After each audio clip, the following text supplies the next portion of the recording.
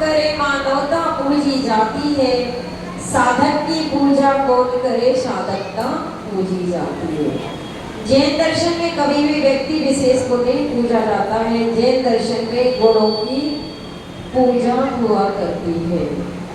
एक बार लुकमान हकीम से किसी ने पूछा, बोले तभी ध्यान से सुनना, पंखे की आवाज, कूलर की आवाज ज्यादा है, बच्चों की आवाज, बड़ों की आवाज, फिर आपको क्या सुनाई देगा? बोलने वाले को भी बड़ी एकाग्रता चाहिए, है ना? आप ध्यान से बिल्कुल बैठेंगे। जब लुकमान हकीम से किसी ने पूछा, बोले तमीज किससे सीखी? बोले बदतमीज से। अरे तमीज वो भी बदतमीज से? हाँ। बोले जो जो उसके अंदर बुराइयां थी, उन बुराइयों से मैं बचता चला गया, जो जो सामने वाले के पास अच्छाइयां थी उनको मैं ग्रहण करता चला गया, इसलिए तमीज भी मैंने बदतमीज से सीख ली। एक गरीब की कुटिया होती है और एक अमीर का मकान होता है, राजा का महल होता है और गरीब की कुटिया होती है, लेकिन उस कुटिया के बाहर भी एक गेट होता है, महल के बाहर भी। बिना गेट के कुटिया बनाई नहीं जाती, बिना गेट के राजा का महल नहीं बनता है। इसलिए कितना भी दुर्व्यसनी व्यक्ति होगा, कितना भी दुर्गुणी व्यक्ति होगा, लेकिन उसके पास कोई ना कोई अच्छाई अवश्य होती है। बिना अच्छाई के कोई भी व्यक्ति नहीं हुआ करता है, चाहे वो सत्य व्यसन का सेवन करने वाला हो, चोरी करने वाला हो, पर स्त्री का सेवन करने वाला हो, 24 घंटे लड़ाई झगड़ा करता हो, तो भी उसके अंदर कोई ना कोई अच्छाई अवश्य होती है। बाजार के चौराहे पर एक वृद्ध, सुनो, बाजार के चौराहे पर एक वृद्ध महिला पड़ी हुई थी। अब यही सारे प्रश्न पूछना है। जब वृद्ध महिला चौराहे पर पड़ी हुई है, उस मरी हुई महिला को देखकर जुआरी व्यक्ति सोचता है, काश ये महिला आभूषणों से लदी हुई है, आसपास में कोई ना हो तो मैं इसके आभूषण उतार कर जुआ में लगाकर माला माल हो जाऊंगा। क्या विचार करता है? जुआरी व्यक्ति विचार करता है कि सोना जेवर लेकर मैं इसे जुआ में लगाकर 10 गुना पैसा कमा लूंगा। उसी समय दूसरा व्यक्ति भोगी था, वो विचार करता है, काश अगर ये महिला जीवित होती तो उससे मैं 10 मिनट बात कर लेता, 10 मिनट इसके साथ उठ बैठ लेता। तीसरा सन्यासी व्यक्ति सोचता है, साधु व्यक्ति सोचता है, काश अगर इस महिला ने जीवन रहते आर्य का व्रत को धारण किया होता, संयम को धारण किया होता, स्त्री पर्याय की सार्थकता की होती, तो आज इसका कल्याण हो जाता। वस्तु एक है, व्यक्ति एक है, नजरें तेरी बदली, नजारे बदल गए, किस्ती ने बदला रुख तो किनारे बदल गए। मैंने वो महिला एक थी, नजरें सबकी अलग थी, नजरिया सबका अलग अलग देखने का हुआ करता है। जैन दर्शन में हम साधु की पूजा क्यों करते हो भैया? हम मुनिराज की पूजा क्यों करते हैं? वो आ जाते हैं, हम आहार दान देने लग जाते हैं, वो आते हैं, उनकी पूजा करते क्यों करते हो? नग्नता देखकर पूजा करते हो? पीछे कमंडल देखकर पूजा की जाती है? नहीं। साधु के अंदर 28 मूल गुण हुआ करते हैं। आचार्य परमेष्ठी के द्वारा इन मूल गुणों का बीजारोपण कर दिया गया है, साधु के संस्कार दे दिए गए हैं। ये 10 धर्मों की पालना करते हैं, क्रोध को जीतने का पुरुषार्थ करते हैं, केशलोच इनके द्वारा किया जा रहा है, भूमि पर शयन किया जा रहा है, रात्रि या दिन में भी एक बार खड़े होकर ये भोजन करते हैं। बाह्य तपस्या के साथ साथ अंतरंग तपस्या भी इनके द्वारा साधी जाती है, इसलिए मुनिराज को नमस्कार कर लेते हैं। फिर बात आती है कि मुनिराज को हमने नमस्कार कर लिया, लेकिन अनंत प्रभु को हमने नमस्कार क्यों किया? क्यों किया? क्योंकि अनंत परमात्मा साक्षात विदेह क्षेत्र में विराजमान है। साक्षात तीर्थंकर अभी हमारे सामने नहीं है, लेकिन तीर्थंकर की प्रतिकृति जो आदिनाथ भगवान है, महावीर भगवान है, पारशुराम भगवान है, यह जो भी 24 ही आज बनकर तैयार हो गई है, जिनके ऊपर तपस्वियों ने, मुनियों ने संस्कार कर दिए हैं। आचार्य महाराज के द्वारा 16 संस्कार उस प्रतिमा पर दिए जाते हैं, सूर्य मंत्र दिया जाता है, तब जाकर वो पत्थर की प्रतिमा पूज्यता को प्राप्त होती है। आचार्य विद्यासागर जी के द्वारा कई कई जगह पंच कल्याण, हजारों जगह पंच कल्याण कराए होंगे। कुंडलपुर में भी सूर्य मंत्र दिया गया। इन प्रतिमाओं पर सुधासागर जी महाराज ने सूर्य मंत्र दे दिया है, इसलिए ये प्रतिमा पूज्य हो गई। पर बताते कि 200 वर्ष पुरानी प्रतिमा होती है, वो प्राण प्रतिष्ठा नहीं भी हुई है तो भी वो पूज्यता को प्राप्त होती, 200 वर्ष पुरानी। और यहाँ तक कहा गया है कि यदि 200-250 किलोमीटर के आसपास में कोई साधु हो, कोई मुनि हो, कोई आचार्य हो, तो उनके द्वारा ही बिंब की प्रतिष्ठा कराना चाहिए।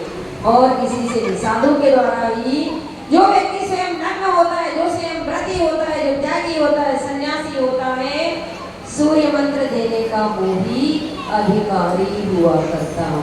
ये बात हो गई गुरु की। और शास्त्र क्या कहलाता है?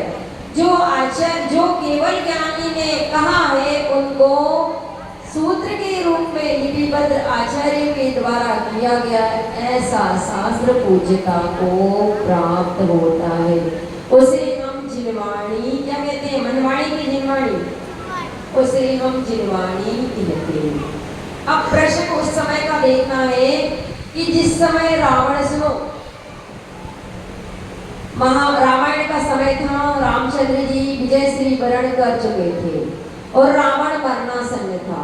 जब रावण मरने लग गया तब उसी समय रामचंद्र जी भैया लक्ष्मण से बोले कि देखो रावण जाने वाला है, जाते जाते रावण से कुछ नीति की बात सीख ले, ताकि हमें राज्य की संचालन करने में, अभी हमें बहुत समय तक राज्य को चलाना है। रावण पांडित्य का धनी था, रावण के अंदर मात्र जरा सा मन में विचार आया था, इस कारण से रावण का नाम खराब हो गया।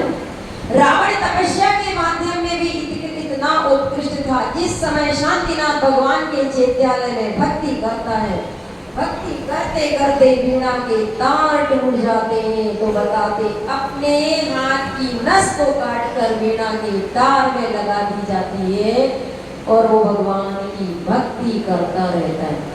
भगवान की भक्ति करते करते इतना तन्मय हो जाता है कि बहुरूपणी विद्या उसको सिद्ध हो जाती है। उसी समय रविसेन आचार्य कहते हैं कि जो तपस्या के लिए यदि रावण पुरुषार्थ करता, मुनि बनकर तपस्या करता, तो उसी भाव में नियम से मोक्ष चला जाता।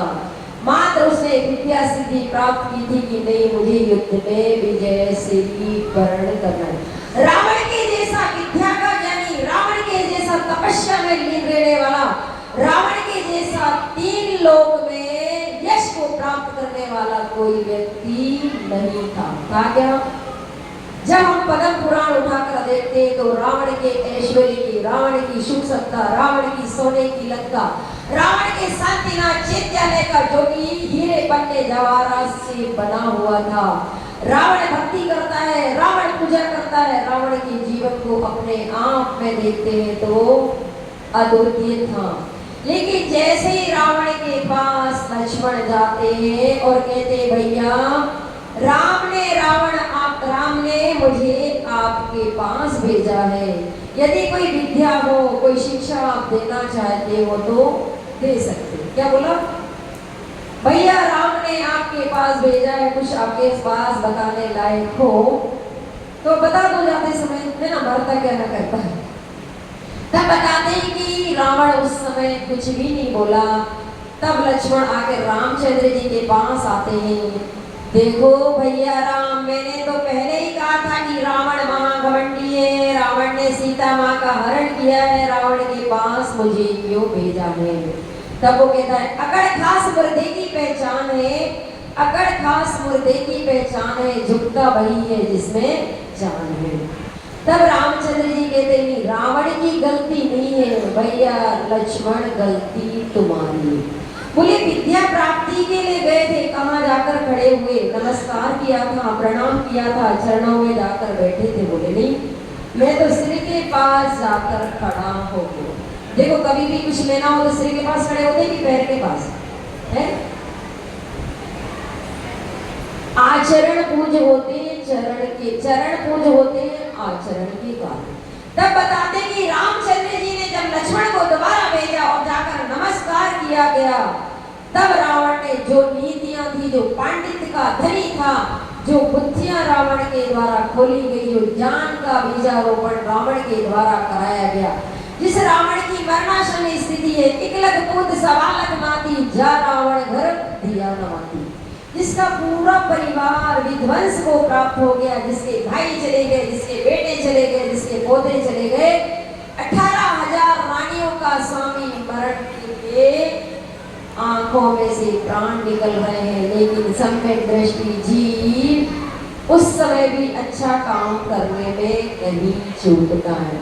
जिस दिन रावण और रामचंद्र जी का युद्ध हुआ था, लक्ष्मण का युद्ध हुआ था, बताते हैं कि उसी दिन शाम के टाइम अनंतवीर केवली का कोई केवली का समोशरण आया हुआ था, और यदि बताते कि वो ही समोशरण यदि 6 घंटे पहले आ जाता, 4 घंटे पहले आ जाता, तो लक्ष्मण और रावण का युद्ध नहीं होता, लक्ष्मण के द्वारा रावण की मृत्यु नहीं होती। और जिस समय रावण की चिता सजाई गई है, रावण मर चुका है, विभीषण शत विक्षत अपने आप को महसूस कर रहे हैं, सारा परिवार रो रहा है, धो रहा है, 18,000 रानियां विधवा हो गई। उस समय कैसा लग रहा? कल्पना आप करिए कि रावण मरा हुआ है, 18,000 रानियां रो रही है, चिल्ला रही है। उसी समय भगवान का समोशरण आता है। उस समोशरण में 56,000 मुनि थे। कितने थे? अब अच्छे से कुछ सुनना, क्या कर रहा हूं? 56,000 मुनियों का समोशरण के साथ आगमन होता है, और उसी दिन रावण की चिता नहीं जलती है। 48,000 रानियां, जिसमें मंदोदरी आदि रावण की पत्नियां पटरानी वो भी आदि का दीक्षा ले लेती है। एक दिन में 48,000 रानियां आरिका बनती है, श्वेत वस्त्र को धारण करती है। वो दृश्य कैसा होगा? 1,00,000 साधु जब इकट्ठे हो गए, और उस दिन की आहारचर्या कैसी हुई होगी? कभी विचार करो, ये चिंतन ही सामायिक का विषय हो सकता है। फिर उस विषय को यही छोड़ा गया, रावण के द्वारा बताया गया, रावण परलोक पधार गए, और विभीषण को राज्य का उत्तराधिकारी राम के द्वारा बना दिया गया। और रावण के इंद्रजीत कुंभकर्ण ने दीक्षा ले ली, रावण के बेटों ने भी दीक्षा ले ली। उस समय आचार्य बताते हैं कि देखो, रावण को अशोक प्रयोग का फल मिला, नीचे जाना पड़ा। मंदोदरी को शुभोपयोग का फल मिला, आरिका बनकर वो स्वर्ग में जाकर विराजमान होती है। और इंद्रजीत और कुंभकर्ण शुद्धोपयोग के माध्यम से मोक्ष चले गए। एक परिवार में जन्म लेने वाला एक नीचे जाता है, एक स्वर्ग में जाता है, और एक मोक्ष चला जाता है। इसलिए जो जैसा करता है उसको वैसा ही फल मिलता है कि नहीं मिलता? मिलता है। चलो अब अपन बात कर लेते हैं, आज क्या मान का दिन है। मृदुर भावा इति मार्दवा। मृदुता का जो भाव है, सरलता का जो भाव है, अहंकार के अभाव का नाम ही मार्दव धर्म कहलाता है। मद कितने प्रकार के होते हैं? 8 प्रकार के। ज्ञानम पूजम कुलम जाति बल वृद्धि तपोवपु अष्टावासित मानित्वम सिमय माहुर गतस्मया।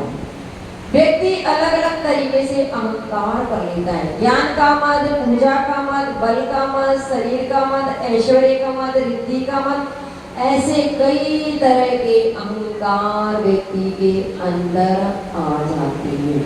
ज्ञान का मद किसको होता है? देखो, सबसे कम ज्ञान होता है निगोदिया जीव के अंदर, और सबसे ज्यादा ज्ञान होता है केवल ज्ञानी के पास में। और जो बीच के लोग होते हैं वो मध्यम श्रेणी के ज्ञान वाले हुआ करते हैं। ज्ञान का मद हुआ शिवभूति मुनिराज को, जिनको इतना ज्ञान था, सारा ज्ञान जिनवाणी का वासंग उनके कंठ में विराजमान थी। लेकिन जब उनके अंदर ज्ञान का अहंकार हुआ, सुनो, तो एक दिन में वो सब कुछ भूल गए। मात्र पीछे का मंडल हाथ में है, मुनिचर्या का वो पालन कर रहे हैं। उनको ये नहीं पता है अब प्रतिक्रमण करना है, सामायिक करना है, क्या पाठ करना है, कैसा पढ़ना, कुछ भी उनको ज्ञात नहीं रहा। तब उनके आचार्य महाराज उनको एक सूत्र देते हैं, कुश मांस भिन्ना, मतलब दाल अलग है और छिलका अलग है ना?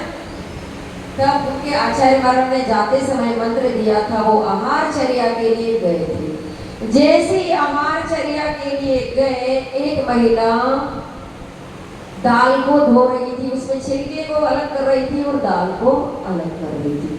उस दाल में से छिलके को अलग करते हुए देखकर उनको भान हो गया, अरे ये काम तो मुझे करना है, शरीर अलग है आत्मा अलग है, शरीर छिलका है आत्मा दाल के समान है। बस फिर वो आहारचर्या के लिए नहीं जाते हैं, ध्यान करने लग जाते हैं और ध्यान की भूमिका बनते बनते शुद्धोपयोग होता है, श्रेणी का आरोहण होता है, केवल ज्ञान हो जाता है और मोक्ष की प्राप्ति उनको हो जाती है। उनके गुरु उपदेश देते हुए वहां बैठे थे। फिर हमें विचार करना है कि शिवमूर्ति के जीवन में ऐसा क्यों हुआ। फिर बताते हैं कि पूर्व जन्म में उन्होंने क्या किया था। गुरुकुल में पढ़ने वाले 14,000 विद्यार्थी गुरुकुल में पढ़ रहे थे। पढ़ते हुए 14,000 विद्यार्थियों का गुरुकुल उन्होंने बंद कर दिया। माने विद्यालय में पढ़ने वाले बच्चों को उन्होंने अंतराय डाला था, इसलिए उसका फल उन्हें ये मिला कि ज्ञान का लोप हो गया। हमें भी कभी भी पढ़ने में, खाने में, उठने में, बैठने में, कपड़े पहनने में, किसी चीज में कभी भी अंतराय नहीं डालना चाहिए। डालना चाहिए, ये बात तो हो गई ज्ञान का मत। फिर दूसरा अहंकार हो जाता है शरीर का मत, मैं बहुत सुंदर हूँ। कई लोगों को लगता है ना रूप का मत। रूप का मत हुआ था, मत नहीं कहना चाहिए। एक बार देवराज इंद्र के पास प्रशंसा होती है कि मध्यलोक में जाकर देखो, ऐसा कोई सुंदर व्यक्ति दिखाई देता है कि बोले हाँ, सनत कुमार जो चक्रवर्ती है उनकी सुंदरता के आगे सारी दुनिया फैल गई। अब जब देवों में चर्चा हुई, देवराज इंद्र के पास चर्चा हुई, तो 2 देव उनको देखने के लिए मध्यलोक में आ गए, क्योंकि देव मध्यलोक में आना जाना कर सकते हैं। चतुर्थ काल में, पंचम काल में सम्यक दृष्टि देव नहीं आते। तब बताते कि जैसे ही देवों का आवागमन होता है, उनके घर में वो प्रवेश करते हैं, तब उस समय ये क्या कर रहे थे, अपनी व्यायामशाला में थे और उनको देखते ही वो विचार करते, ओहो, जितने देवराज इंद्र ने इनकी रूप की प्रशंसा की थी, इससे कई गुना रूप सुंदरता को दिखाई दे रहा है। इनके जैसा देवों में भी सुंदरता नहीं दिखाई दी। तब उनकी प्रशंसा सुनकर वो चक्रवर्ती विचार करता है, बोलता है, अरे अभी तुमने खाक सुंदरता देखी है, जब मैं राजमहल में मुकुट पहनकर, हार पहनकर, कपड़े पहनकर आऊंगा, उस समय मेरी सुंदरता को देखना, तब देखते रह जाओ। बस मात्र मन में इतना सा ही उसने ईगो, अहंकार उसका टकराया। और बताते हैं कि सडनली 1 सेकंड के अंदर जब वो तैयार होके राजभवन में पहुंचते, राज सिंहासन पर बैठते, तब वो दोनों देव कहते, नहीं राजन, अब तो शरीर में कोई भी सुंदरता नहीं बची। बोले क्यों, ऐसा क्या हो गया? बोले नहीं, ये एक गिलास रखा जा रहा है, इसमें पानी है, इसमें आप अपने मुंह को थूक कर इसमें देखो। तब बताते कि 1 मिनट के अंदर उनके शरीर में असंख्यात कीड़े पड़ गए। कितनी सी देर में? 1 मिनट में शरीर का परिणाम ऐसा हो गया कि वो शरीर में कोड़, अंदर से अंदर कीड़े बिलबिलाने लग गए। तब उनको चक्रवर्ती को वैराग आ जाता है, राजमुकुट उतारते, घर को छोड़ते, पत्नियों को छोड़ते हैं, क्योंकि चक्रवर्ती की 96,000 रानियों का नियम से योग होता ही होता है। चक्रवर्ती के 365 रसोइये होते, जो एक दिन एक रसोइया भोजन बनाता है। चक्रवर्ती का पूरा कटक भोजन कर ले और चक्रवर्ती 1 लड्डू को खा ले, इतनी शक्ति चक्रवर्ती के अंदर होती है। चक्रवर्ती के 1 लड्डू को सारी सेना भी पचा नहीं पाती, इतनी शक्ति का बल चक्रवर्ती के अंदर होता है। तब बताते कि चक्रवर्ती ने घर छोड़ दिया और मुनिराज वो बन गए, तपस्या करने लग गए। तपस्या करते करते वो जो कोड़ था, जो पानी था, जो रस निरंतर जमीन में बहता चला जा रहा है। अब उनको शरीर नहीं दिखाई दे रही है, आत्मा अलग है, शरीर अलग है। इसका चिंतन करते करते 700 वर्ष तक इस बीमारी को उन्होंने भेद विज्ञान के बल पर सहन किया। कितने वर्ष तक? 700 वर्ष तक। उसी बीच फिर देवलोक में चर्चा हुई कि नहीं, शरीर से जो निष्प्रय वृत्ति को धारण करने वाला कोई मध्यलोक में व्यक्ति है तो उसके दर्शन करना है। तो भैया वो देव फिर आ गए। जब देवों का फिर आवागमन हुआ तो वो अपनी तपस्या में लीन थे। तपस्या करते करते देवों ने आकर कहा, जिसको जो बीमारी हो उसकी दवा मैं देता हूँ, रोग की, कोढ़ की, खांसी की, बुखार की, कैंसर की, कोई भी आदि व्याधि हो सबका मैं इलाज करता हूँ। जब वो एक बार घूमता है, 2 बार घूमता, कई बार, उस समय तो वो मुनिराज 700 वर्ष तक भी आश्चर्य में नहीं उठे थे, क्योंकि चतुर्थ काल का समय था। पूर्व कोटि वर्ष तक भूखे रहा जा सकता है। इतनी वज्र ऋषभ महाराज के द्वारा उन्होंने तपस्या की।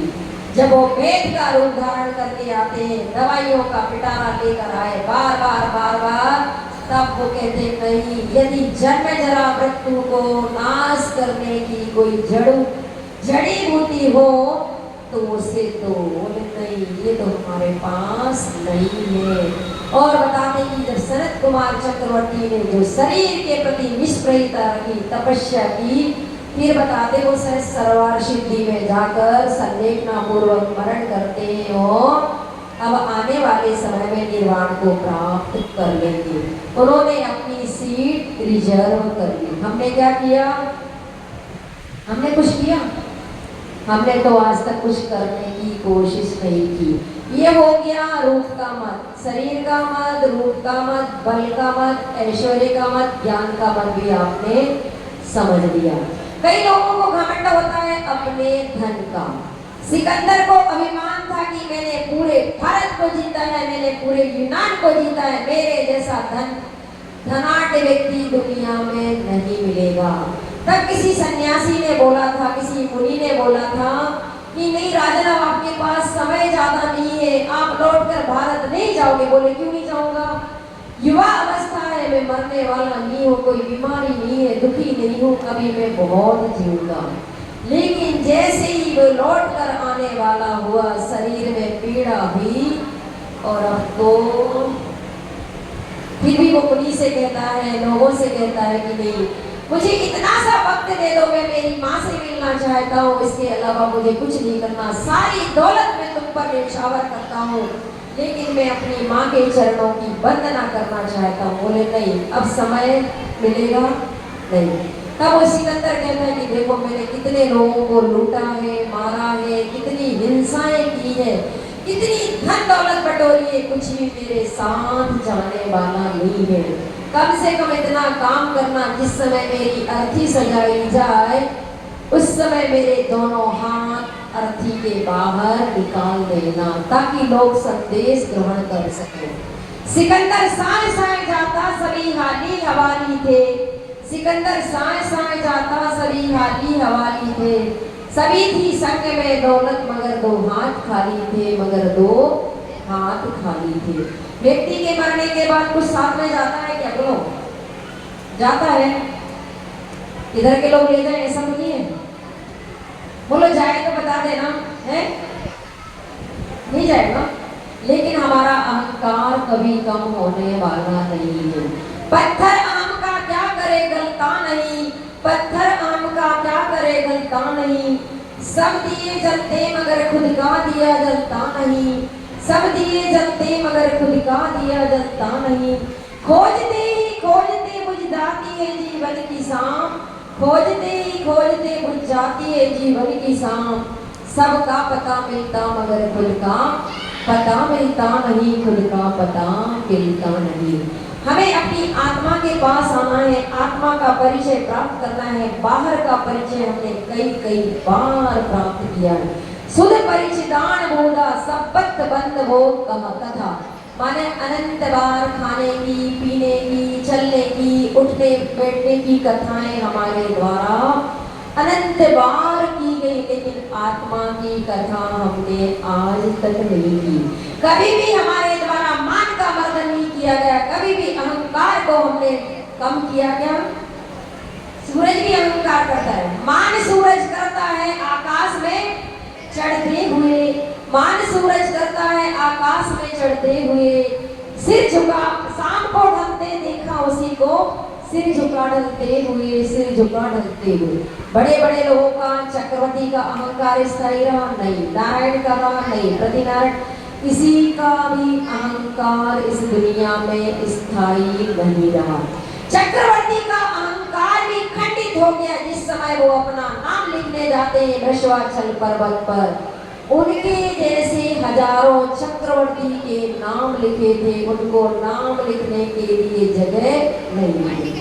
तब किसी एक चक्रवर्ती का नाम मिटाया जाता है और कंकड़ी रत्न, सुनना किसे लिखते, कंकड़ी रत्न से भरत चक्रवर्ती लिख दिया। मतलब ये वसुधा किसी की नहीं है। हम कितना अधिकार करेंगे? चलो एक सच्ची घटना बताए देते हैं कि अहंकार आजकल लोगों को ज्यादा है या कम है। बात 1807 की, लगभग 200 वर्ष पहले घटना आपको सत्य सुनाई देती हूँ कि जब एक सेठ जी थे, उनके मन में विचार आया कि नहीं मुझे मंदिर, अब ध्यान से सुनना, मुझे मंदिर का निर्माण कराना है, मंदिर बनाना है। लोगों के बीच में ये प्रस्ताव रखा गया कि मंदिर की नींव रखी जाना चाहिए। तो सारे लोग विचार करते हैं कि सेठ जी मंदिर बनाने वाले हैं, हो ना हो समाज की बदनामी होगी, इतना पैसा कहाँ से आएगा, हमारे पास इतना पैसा नहीं है। लेकिन सेठ जी ने ठान लिया कि मंदिर बनना है तो मंदिर बनाना है। अब भूमि पूजन हो गई, सेठ जी ने सारा निर्णय कर लिया, लोगों ने कानाफूसी कर ली, सेठ जी लुटिया डुबो देंगे, क्या होगा, कैसा होगा, ऐसा अब चारों तरफ के लोग थे, वैसा वातावरण बन गया। जब सेठ जी ने मंदिर का निर्माण चालू करा, 1 वर्ष हो गया, 1.5 वर्ष हो गया, 2 वर्ष के अंदर वो भव्य जिनालय बनकर तैयार होता है। जब जिनालय बनकर तैयार हो गया, पंचकल्याण की डेट निकाली गई है। 200 वर्ष पहले ना तो साधु महाराज मिलते थे, ना कुछ मिलता था। बहुत पुरानी बात, जब पंचकल्याण की बात आई, सेठ जी ने 2-4 दिन पहले ही सारे लोगों के बीच में अपनी झोली फैलाई, बोले नहीं मंदिर का काम रुक गया है, सारा मंदिर बनकर तैयार हो गया, मात्र 5-7 सीढ़ी सेठ जी ने छोड़ दी। बोले नहीं अब हमारे पास 1 रुपया नहीं है। सारी समाज को एकत्रित किया गया कि नहीं अब मंदिर बनाने के मेरे पास पैसे नहीं है, तुम सब लोग मिलकर चंदा इकट्ठा करो, 1-1 रुपए लगाना, 50 पैसे लगाना, 2 रुपए लगाना, 5 रुपए लगाना। सारी समाज के लोगों ने मिलकर जब पैसा इकट्ठा किया, मंदिर तो पहले ही बन गया, तो 2 दिन सीढ़ी बनाने में सेठ जी को कोई प्रॉब्लम नहीं थी। लेकिन बता दें कि जब वो सीढ़ियां 5-6 बनकर तैयार हो गई, पंचकल्याणक हुआ। पंचकल्याणक भी अपने आप में बहुत अतिशयकारी पंचकल्याणक हुआ था। और पंचकल्याणक होने के बाद वहां परंपरा थी कि नगर में लड्डू वितरण किए जाते। क्या कहते थे? अब सुनना ध्यान से, नगर में लड्डू बांटने की परंपरा थी। तो सेठ जी ने क्या किया, पूरे नगर में अपने लोगों को भेजकर लड्डू वितरण का कार्यक्रम रखा। हर घर में लड्डू के पैकेट पहुंचाए गए। एक गरीब व्यक्ति जो जैनी था, सुनो ध्यान से, किराने की उसकी दुकान थी, उस दुकान पर जाकर इनके नौकर चाकर जो भी रहे होंगे, उन्होंने लड्डू का पैकेट उसके घर में दिया, तो उसने मना कर दिया कि नहीं मैं ये नहीं ले सकता। जब बात ये हुई कि भैया राजा लड्डू राजा ने या उस सेठ जी ने भेजे हैं और लड्डू अमुक व्यक्ति के द्वारा नहीं दिए गए, जब बात पता चलती है सेठ जी को, तब सेठ जी दूसरे दिन अपनी गाड़ी में बैठकर, उस समय बैलगाड़ी चलती है, अपनी गाड़ी में बैठकर लड्डू साथ में लेते हैं और सेठ जी चले जा रहे हैं। और गाड़ी से उतरते हैं, उस किराने की दुकान जो कि फटे हाल था, कपड़े ढंग के नहीं थे, कुछ सामान नहीं था, पानी पीने की सुराही भी टूटी थी, पानी पीने का गिलास भी टूटा फूटा पड़ा हुआ था। अब सेठ जी जाकर दुकान में बैठते हैं, वो तो विचार उसके तो पसीना छूट गया कि सेठ जी मेरे घर, सेठ जी मेरे घर, है ना। जैसे नरेंद्र मोदी आकर इधर बैठ जाए तो तुम लोग क्या करोगे? देखो तुम लोग है ना अच्छे से नहीं सुनते, कभी ताली नहीं बजाते हो, कभी मुंह से आवाज नहीं आती, ऐसा लगता है जैसे कि बिल्कुल शांत रस में कोई कविता पढ़ी जा रही, ऐसा लग रहा है क्या? कभी भी बीच में कोई चीज, इससे क्या होता है, अड़ोस पड़ोस में कोई सो रहा हो, कोई क्या कर रहा है, आपको कोई अच्छा मुक्तक लगे, कोई चीज अच्छी लगे तो सामने वाले के सामने क्या करो, ताली बजाने में पैसे लगते हैं? नहीं लगते ना। तब बताते कि वो बंदा जो सेठ जी जैसे दुकान पर पहुंचते बोले नहीं मुझे बहुत जोर की प्यास लगी, अरे भूख भी तो लगी है, तो वो बेचारा क्या करता, उस फूटे गिलास से जैसे ही पानी पिलाने के लिए, कोई बात नहीं चलो पानी, उस गिलास से सेठ जी ने पानी पिया और उसके घर में जो किराने की दुकान में डिब्बा डिब्बी टूटे फूटे उसमें कुछ चने पड़े हुए थे, लेकर चने खा लिए गए। बोले मैंने तुम्हारा पानी पी लिया है, तुम्हारे चने खा लिए, अब मैं तुम्हारा कर्जदार हूँ, ये लड्डू अब तुम्हें रखना पड़ेंगे। तब वो लड्डू रख लिए गए और वो सेठ जी के चरणों में झुककर रोने लगे, धन्य हो सेठ जी, मानवता की विशाल। लोगों के बारे में सुना था कि लोग पंच कल्याण कराते, मंदिर बनाते, आज आपने वो काम किया है जो सदियों सदियों तक कोई व्यक्ति नहीं करेगा। वो तहे दिल से उन सेठ जी का सम्मान करता है, सारी समाज में उसका सम्मान होता है। और सेठ जी के द्वारा एक काम और किया गया था, जिस समय पंच कल्याण हुए, ध्वजारोहण की बात आई थी, कलशारोहण की बात आई थी, तब जब सेठ जी से कहा भैया कलशारोहण मंदिर आपका है तो आप ही करोगे, बोले नहीं मंदिर मेरा नहीं है, मंदिर पंचायत का है, मंदिर सारी समाज का है। वो ऐसा इसलिए कर गए थे कि कहीं आने वाली एक दो पीढ़ी के बाद लोगों को घमंड ना हो जाए, अहंकार ना हो जाए कि मेरे बाप दादा मंदिर बना कर गए हैं, इसलिए मंदिर की प्रशस्ति पर सेठ जी का नाम नहीं लिखा गया, मंदिर की प्रशस्ति पर सारे समाज का मंदिर है। ऐसा कोई कर सकता है? बोलो, ऐसा किसी के अंदर भावना हो सकती है? हम तो एक जरा सा कलश मंदिर में देते हैं, जरा सी जिनवाणी या कोई शास्त्र में दान में पैसा दे दिया तो पहले हमारी प्लेट लगनी चाहिए, ऐसा करते हो? करते हो? इधर के लोग नहीं करते होंगे ना। देखो धन की तीन गति होती है, दान भोग और नाश, या तो व्यक्ति दान कर ले या भोग कर ले या नाश को प्राप्त, ये त्याग के दिन बताएंगे। चलो ये बात हमने सुन ली कि ब्रह्मता की मिसाल हमें बनना है, उन सेठ जी की तरह जीवन यापन करने वाले लोग भी आज पंचम काल में है। करोड़ों अरबों रुपए का दान देते थे, नाम का उनको कभी भी, आप अमरकंटक का मंदिर देखो, जिस समय बोली लगाई गई थी मात्र 23 लाख रुपए बोले गए थे, लेकिन मंदिर बनते बनते करोड़ों की लागत उस मंदिर में लगी, 5-6 करोड़ रुपए एक व्यक्ति के द्वारा लगा दिए कि मंदिर बनेगा तो मैं ही बनाऊंगा। लेकिन हमें अहंकार है कि धन तो हमें अपने पास ही रखना है।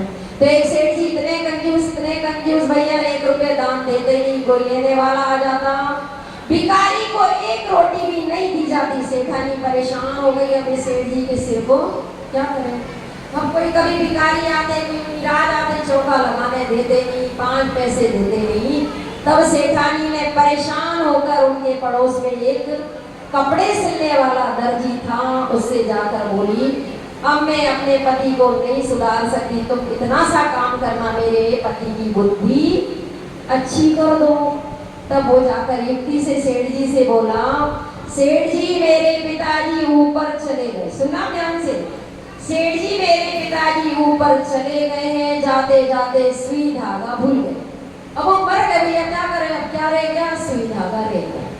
अब ध्यान से सुनना, समय पूरा करते, जब सुई धागा सेठ जी हमारे पिताजी छोड़ गए, आपका नंबर है, आप जाने वाले हो, इतना सा काम करना, मेरा सुई धागा मेरे पिता तक पहुंचा देना।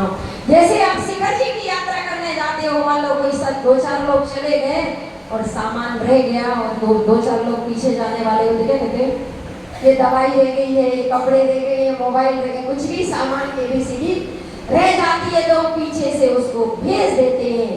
जब वो विचार करता है कि नहीं सुई धागा मुझे ले जाना है, सुई धागा मुझे ले जाना है, तो वो क्या करता है, पेंट में सुई को लगाता है, कभी पैर में लगाता है, कभी हाथ में लगाता है। जब वो अपने पैंट शर्ट में लगाता है तो विचार करता है मैं मरूंगा, ये पैंट शर्ट उतार दिया जाएगा। फिर वो अपने पैर में लगाता है तो अरे इस पैर को भी जला दिया जाएगा। टोपी में रखता है, बोले टोपी भी उतार दी जाएगी। तब उसके मन में विचार आया मरने के बाद तो कुछ भी साथ जाने वाला नहीं है। मैं ये गलत फहमी में था कि मैं सब कुछ साथ में ले जाऊंगा। मतलब एक छोटे से छोटा व्यक्ति, गरीब से गरीब कोई भी व्यक्ति किसी की बुद्धि को पलट सकता है। फिर उसने जो काम किया, अनाथालय खोले गए, स्कूल में स्कूल बनाए गए और धर्मशालाओं का निर्माण कराया गया, मंदिरों का निर्माण उस व्यक्ति के द्वारा कर दिया गया। फिर आप बोलो जो सुई धागा लेके नहीं गया वो सब कुछ ले गया। मैं बोलूँगी हाँ भैया वो सब कुछ ले गया। क्यों ले गया? जो दान करके गया है वो सब कुछ लेकर गया है, जो घर पर छोड़ कर गया है वो कुछ भी लेकर नहीं गया। गया क्या? बोलो सबने गया। नदी के बहाव की तरह, नदी के बहाव की तरह ये हमारा बचपन होता है जो जल्दी जल्दी निकल जाता है ना, नदी के बहाव की तरह। और युवा अवस्था होती है सेकंड के कांटे की तरह जो टिक टिक टिक टिक करके निकल जाती है। और वृद्धावस्था होती है कि घंटा, जो घड़ी में घंटे का कांटा होता है वो बड़े मुश्किल से कितने, 1 घंटा पूरा 2 3 4 ऐसे 24 घंटे निकलते हैं। ऐसी हमारी जिंदगी घड़ी के कांटे की तरह, सेकंड की तरह, नदी के बहाव की तरह पूरी हो जाने वाली है। हमारी जीवन की यात्रा पूरी हो। देखो चिता जले उसके पहले चेत जाना, अर्थी उठे उसके पहले जीवन के अर्थ को समझ लेना, तो अपने जीवन को समझ लोगे। जिंदगी एक गणित है, इसमें अच्छाइयों को जोड़ो। जिंदगी एक गणित है, इसमें अच्छाइयों को जोड़ो, बुराइयों को घटाओ, नेकी से गुणा करो, बदी से भाग दो। और जो शेष, नेकी से गुणा करोगे तो बढ़ता चला जाएगा, बदी माने बुराइयों को घटाओगे तो नियम से जीवन में बुराइयां घटती चली जाएंगी। इसलिए हमें आज के दिन क्या करना है, अपने जीवन में अच्छाइयों को इकट्ठा करना है, बुराइयों को घटाना है। जीवन में 8 मदों को अपने कभी भी प्रवेश नहीं होने देना है। गरीब का घर हो, अमीर का घर हो, गुण को ग्रहण करने की भावना होना चाहिए। रावण का भी जीवन में सत्कार हुआ, रावण गुणों का भंडार था। हम रावण के जैसे बन जाए, लक्ष्मण के जैसा बने, महापुरुषों की तरह जीवन यापन करने की कला हमारे जीवन में आ जाना चाहिए। आचार्य भगवान के जीवन में भी हमने कई कई बार देखा जब उनसे कहा जाता, जब उनकी लोग प्रशंसा करते थे लेकिन वो प्रशंसा सुनकर कभी भी खुश नहीं होते थे।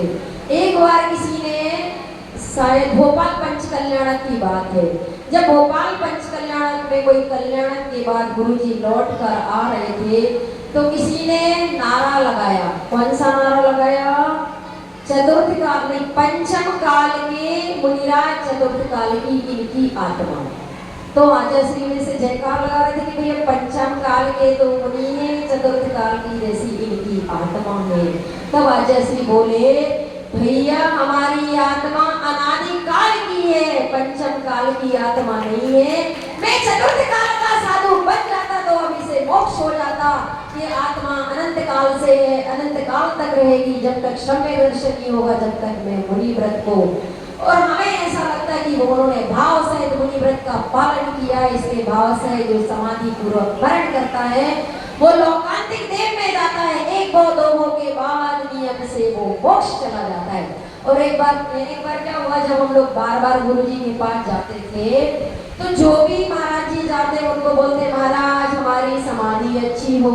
एक सरला दीदी थी, सरला दीदी जब जब हम लोग चौका लगाते उनके चौके में पहले हार होता, तो हम लोग आचार्य से जाके रखते कि आचार्य आप दीदी क्या पहले आए, हमारे यहाँ क्यों नहीं आए। मतलब घर जैसे ही ऐसा मतलब बोलने का उनके साथ।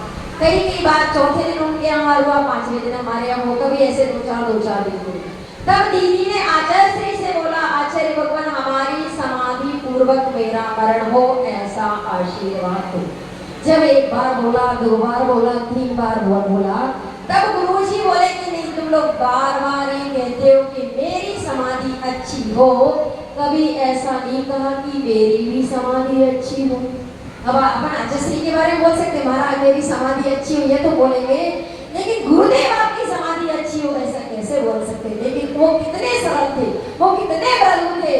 कई एक बार तो जब हम लोग नेवावर में थे, इतना आंधी तूफान आया, आंधी तूफान में सारे टीन सेट गिर गए।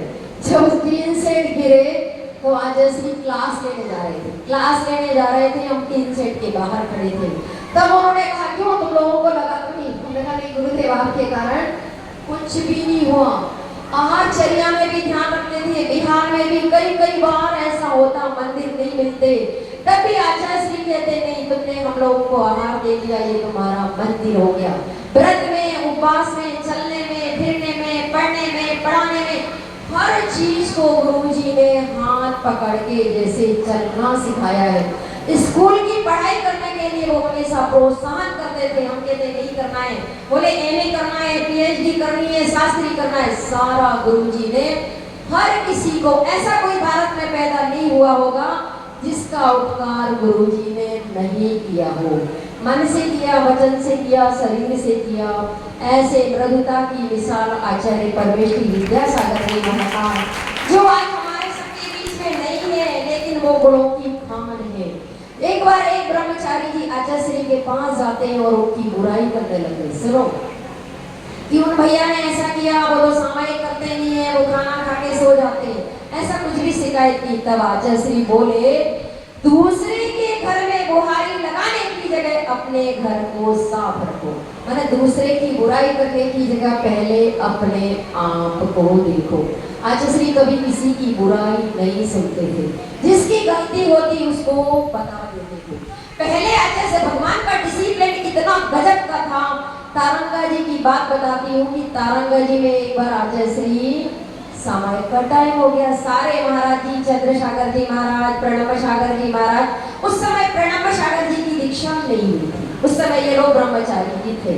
तब चंद्रसागर महाराज जी छुल्लक जी थे, अभय सागर महाराज जी बैठे हुए थे। तब आचार्य श्री ने कमरे में जाकर निरीक्षण किया कि कौन से महाराज जी कैसे बैठते, पाटे पर कैसे बैठते, कैसे किताब रखी जाती है, कैसे पेंसिल रखी जाती है, और कौन किससे बातें कर रहा, इतना ध्यान तक रखते थे। तब बताते भैया अभय सागर जी के पास कोई दीदी बैठी थी, किसी बात कर रही होगी। अब हमने आचार्य श्री को देखा, हम तो पीछे से खिसक गए कि कहीं आचार्य श्री कुछ बोलने नहीं। तब उन महाराज को बुलाया गया, बोले सामायिक का टाइम हुआ है, अभी क्या कर रहे हो?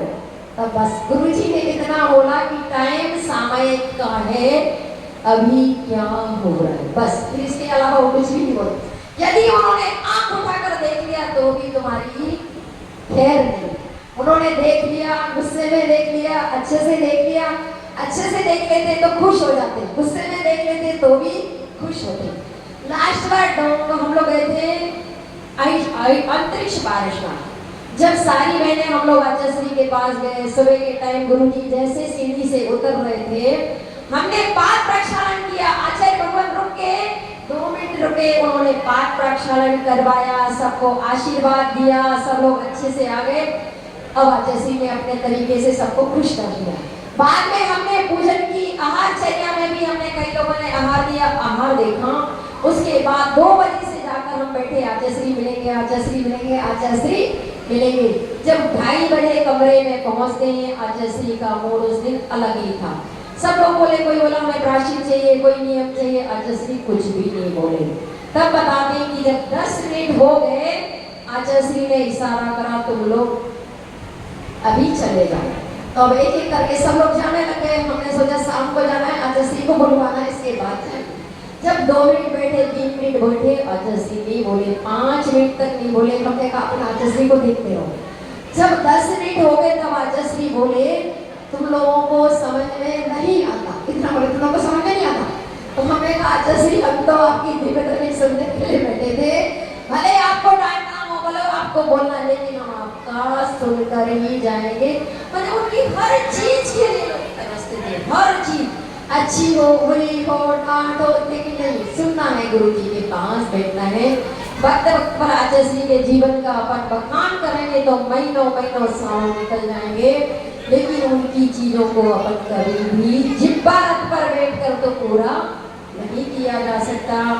ऐसे मानव धर्म को धारण करने वाले आचार्य परमेश्वरी विद्यासागर जी महाराज की जय। बोले शांति सागर जी मुनिराज की जय। अनंत अनंत सिद्ध परमेश्वरी भगवान की आज हम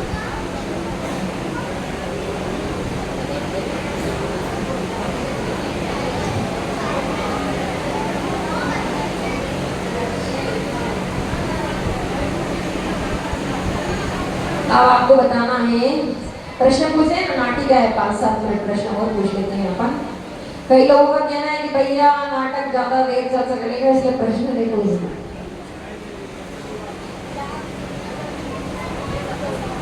अच्छा ये बताओ, आज अपन शुरुआत करेंगे सुबह के प्रातः काल से, है ना। तुम लोग बहुत बड़ी गलती कर रहे हो, शायद मुझे बताना नहीं आ रहा हो, समझाना नहीं आ रहा हो, इसलिए सुबह के टाइम में जो आधा घंटे का टाइम दिया जाता है, दोपहर में 1 घंटे का टाइम दिया जाता है, रात में भी आपको प्रवचन सुना दिया जाता है। लेकिन आप क्या सोच रहे हो, हम मजिस्ट्रेट हैं, मर्जी होगी तो आएंगे, नहीं होगी तो नहीं आएंगे, सही है ना।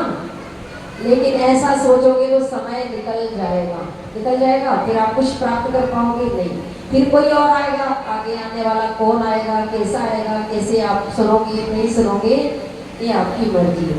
सुबह हमने सबसे पहले सामायिक से शुरुआत की थी, लगभग 30-35 लोग बैठे थे। अब आपको बताना है महिलाओं से सामायिक में क्या किया जाता है और सामायिक कितने समय की जाती है सुबह के प्रवचन से। अब जो नहीं आ रहे हैं वो कम से कम आने लगे इससे। अभिषेक भैया